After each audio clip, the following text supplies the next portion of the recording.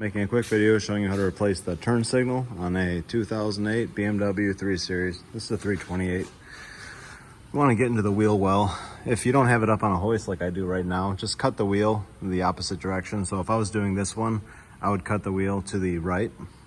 And then what you want to do is get a little screwdriver. If you don't have that, you can even use a coin and just turn these counterclockwise until this top lines up with the cover. Like that. And then you can just take this whole panel, grab it from the top, pull it upwards, and there you go.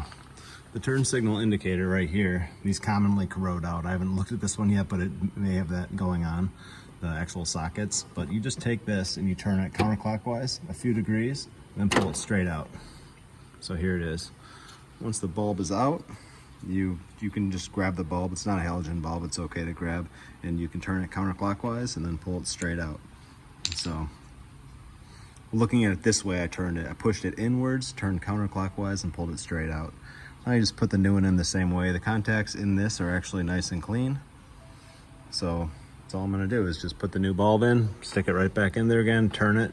You can see in here it's kind of nasty. The housing is pretty damaged, but hopefully it works. This is normally how you do this, so that's all there is to it.